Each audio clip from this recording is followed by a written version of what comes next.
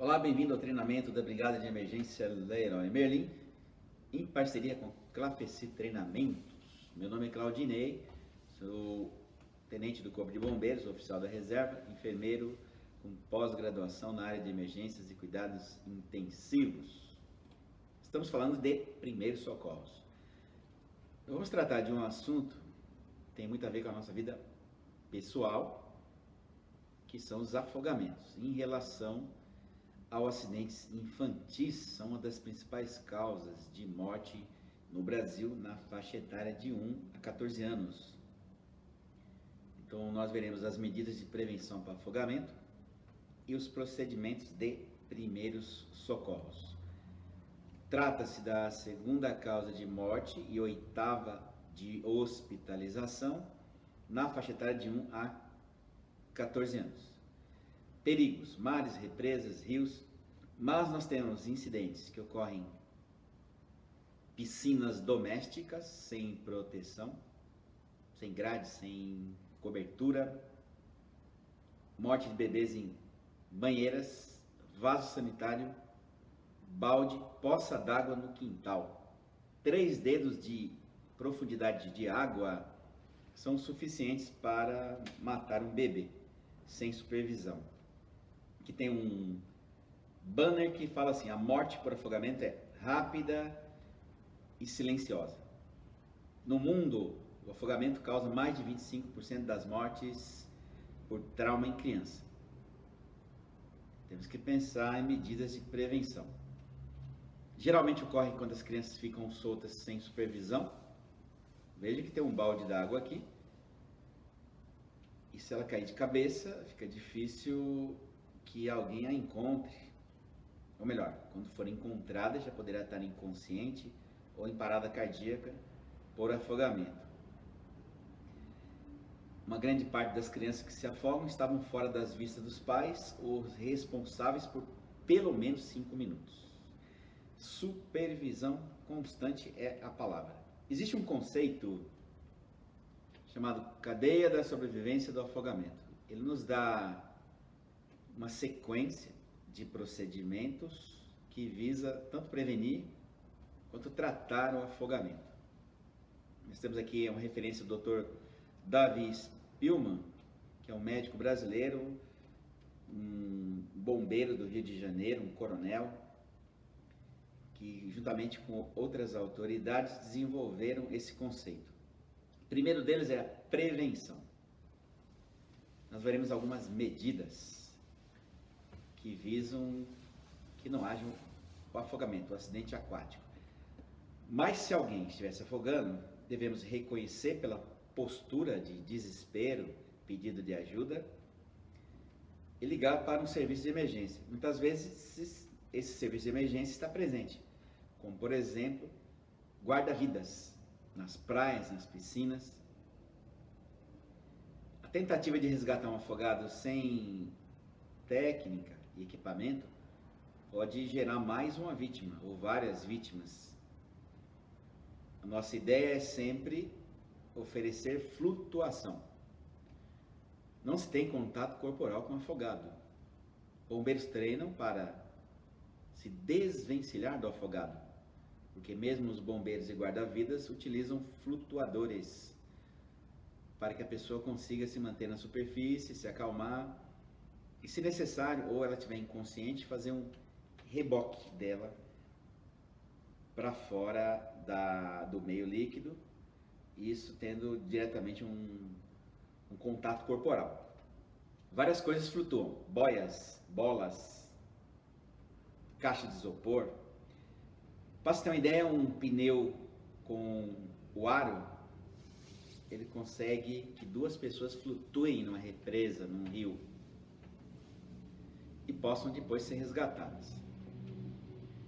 Uma vez feita a remoção segura, ela será avaliada, e aí temos 2 caminhos. Se ela estiver com sinais vitais, ou seja, respirando, será colocada em decúbito lateral direito. Veremos por que essa posição. Devemos mantê-la aquecida, esperar o resgate ou transportá-la para um hospital. transporte para o hospital de vítima inconsciente somente se não houver nenhum recurso de serviço de emergência médica na região. Sempre a preferência será por ambulância. Se estiver em parada cardíaca, submetê-la à ressuscitação cardiopulmonar até que o resgate chegue para apoiar no local, já que não é possível fazer ressuscitação cardiopulmonar dentro de um veículo particular. Dentro de uma ambulância é possível porque existe espaço e equipamentos para isso. Técnicas adequadas também. A prevenção inclui o uso de flutuadores, boias, pranchas. É importante que a criança seja ensinada a nadar, mas também devemos ter cuidado porque ela às vezes acaba se expondo a maior risco. Por achar que sabe nadar o suficiente, pode adentrar mais o rio e a represa, de repente ser levado por uma onda, cair num buraco. Várias possibilidades. Supervisão constante, nem por um minuto tirar os olhos das crianças que ali estão, mesmo que seja uma piscina rasa. Nós vimos que 3 dedos de água é suficiente para um bebê se afogar. A cabeça dele é muito grande, proporcionalmente ao corpo, pesada, com pouca força muscular no pescoço. Se ele cair de bruços, ele terá grande dificuldade de se movimentar, de erguer a cabeça e poderá aspirar grande quantidade de líquido, até mesmo morrer afogado. Então sempre essas medidas estarão presentes naquele primeiro elo da cadeia de sobrevivência do afogamento, que é a prevenção. Existem afogamentos em banheiras. Existe um estudo que mostra o seguinte: ao deixar a criança na banheira para pegar uma toalha, isso gasta uns 10 segundos. São suficientes para que a criança dentro da banheira fique submersa. Deixe a criança sentada e vai ali pegar uma toalha. Ela escorrega e já fica submersa. Então vai aspirar esse líquido contendo sabonete, creme para cabelo, shampoo, essas coisas aí. Ao atender o telefone, nós tínhamos, essa pesquisa foi feita na época dos telefones fixos. Então ela vai até ali atender o telefone, dispersa e fica lá 2 minutos com a criança dentro da banheira, sentada. Ela já estará inconsciente. E uma pessoa que vai atender uma porta, deixa uma criança sentada na banheira, ela fica submersa e fica lá 4 a 6 minutos para voltar, ela já estará com danos permanentes no cérebro. A princípio assim, nossa, isso é absurdo, quem faria isso? Fez isso. Isso são casos reais que foram analisados. Lembre-se, nós podemos ter um pai cuidando de uma criança, ou uma mãe, que é bem diferente, ou deixar a criança aos cuidados de um adolescente que toma conta com frequência, que não tem o mesmo nível de responsabilidade ou a mesma capacidade de raciocinar como um pai ou uma mãe, em termos de segurança da criança. Então isso é bem possível que aconteça, certamente, e devemos orientar esses cuidadores, sempre alertar os cuidadores com relação às seguranças dos bebês durante o banho. E nós já falamos sobre queimaduras em banheiras, que são extremamente graves. Muitas vezes queimaduras de 1º e até 2º grau, num bebê com pele muito frágil, altamente vascularizadas, nervos à flor da pele, numa área em que ele faz xixi, defeca, contamina, ou seja, mesmo a queimadura de 1º grau, numa área extensa, numa região em que é possível a infecção, com mais frequência, pode gerar complicações sérias para um bebê. Cuidado com mergulhos em locais rasos. Muitas vezes a criança ou o adulto está acostumado a ir numa represa e pular de um barranco.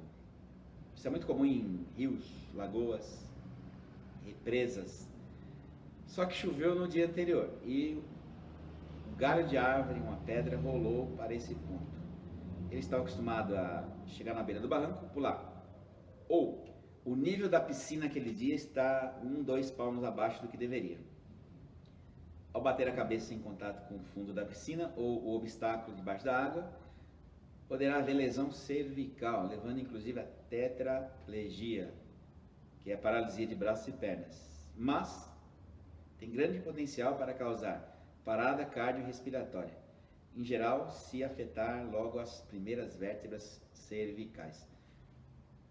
É uma das principais causas de incapacidade permanente de crianças e adolescentes, mas também pessoas na fase adulta.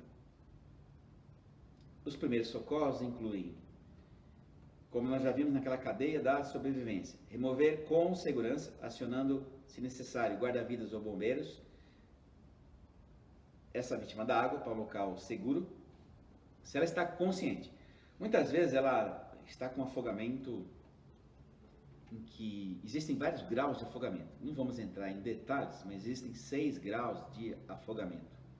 Desde aquela pessoa que foi retirada apenas com uma tosse para expelir algum líquido na via aérea, sem nenhum comprometimento pulmonar, até o grau 6, que é a parada cardiorrespiratória. Uma pessoa que tem esse nível de gravidade, ele saiu da água consciente, apenas tossindo, calma, mantém ele confortável, retira as roupas molhadas, seca o corpo dele, aquece das cabeças aos pés, se necessário, transporta para um hospital. Mas alguém que já está inconsciente e está respirando, terá grande quantidade de líquido nas vias aéreas, poderá vomitar, poderá aspirar ainda mais esses conteúdos, complicando ainda mais a capacidade pulmonar. Um outro fator importante é hipotermia, que leva à diminuição dos batimentos cardíacos e a frequência ventilatória. E todo o funcionamento corporal, já que nossas reações químicas celulares se dá numa faixa de temperatura em média aí 37 graus. Quer dizer, 36,2, 36,8, em torno aí de 37 graus. Toda vítima inconsciente que respira, nós sabemos, devemos colocar em decúbito lateral. Aqui, o lado direito é o melhor. Deve ser mantidas as vias aéreas liberadas. A grande possibilidade dele apresentar vômito. Então, o lado direito, além de melhorar a respiração, evitará a aspiração de vômito, já que boa parte desse vômito vai ser eliminado, quer dizer, menos risco de aspirar vômito. Mais uma vez, devemos retirar as vestes molhadas, secar todo o corpo e colocar o aquecimento corporal com toalhas, cobertores, da cabeça aos pés, deixando somente olho, nariz e boca exposto. Mas se ela entrar em parada cardíaca, só nos resta mantê-la em decúbito dorsal, de costas na superfície plana, rígida, e executar a ressuscitação cardiopulmonar. Obviamente que o brigadista aprende a praticar esse procedimento em manequins, para numa situação real ter noção. Posicionamento da mão no tórax, força de compressão, retorno do tórax, velocidade das compressões torácicas. Nós temos os manequins mais modernos do mundo, eletrônicos, que medem tudo isso e dá uma nota para o participante indicando aquilo que ele precisa melhorar. Mas também a Segurança e Medicina de Trabalho Leroy Merlin possui um kit desses equipamentos que poderão ser usados na sua instrução. São os mesmos equipamentos eletrônicos modernos que podem ser usados na capacitação do brigadista nas reuniões periódicas. Basta entrar em contato com o Serviço de Segurança e Medicina do Trabalho, através dos nossos técnicos em segurança local. Decúbito lateral direito, ele tem a seguinte finalidade. Em geral, aí é uma questão de anatomia, o pulmão direito de um afogado recebeu boa parte do líquido que foi aspirado, o vômito. Como temos que deixar uma vítima de lado, porque está inconsciente, para manter a via aérea aberta e evitar a aspiração de vômito, já que esse pulmão do lado direito é o mais afetado, ele é colocado do lado direito. Quando se coloca alguém do lado, cria um peso em cima do lado que está embaixo. dificulta um pouco a expansão pulmonar daquele lado, mas está se privilegiando a passagem do ar, que é a via aérea, e a possibilidade de aspirar secreção. O pulmão esquerdo, que teoricamente está menos comprometido, ele fica para cima, sem peso nenhum em cima dele, ventilando com mais facilidade, e existirá uma drenagem desse líquido, que também comprometeu o esquerdo, para o pulmão direito, acaba limpando esse pulmão. Esta é uma regra de resgate de afogados, então toda pessoa afogada deve ser posicionada em decúbito lateral direito. Então sempre vamos resgatar com os cuidados que já foram citados, levar para uma área segura, avaliar para ver se ele tem sinais vitais, secar o corpo da vítima para que ela não entre em hipotermia ou diminua a hipotermia, aquecer. Ela já está em decúbito lateral direito, ou seja, posicionar e aguardar o transporte para o hospital. Agora, algumas pessoas apresentam trauma porque se acidentou num local raso ou numa embarcação. Nesse caso, as técnicas de resgate incluem a abordagem com prancha, colares, apoio de cabeça. Lógico que isso vai ser feito por um guarda-vidas. Então, se eu estou lá no local, devo manter a vítima na superfície, boiando na superfície, com as mãos nas costas dela e alguém estabilizando a cabeça, até que se traga um equipamento de imobilização cervical e do corpo todo, e se faça a retirada dela devidamente imobilizada daquele ambiente, seja uma piscina, seja uma represa ou outro lugar, de forma a minimizar os danos na coluna cervical e outras fraturas que poderão estar associadas. Vimos a importante informação sobre afogamento, especialmente a parte de prevenção. Não podemos nos tornar uma vítima tentando ter contato com um afogado. Uma vez que ela é resgatada, ela deve ser avaliada e ser submetida ao tratamento adequado. Vítimas inconscientes, colocadas em decúbito lateral direito. Secar, aquecer, esperar transporte. Vítimas em parada cardíaca, iniciar o procedimento de ressuscitação cardiopulmonar, conforme o nível do socorrista. Então, agradeço a sua atenção por esse momento de segurança. Espero vê-lo nas próximas aulas. Até mais.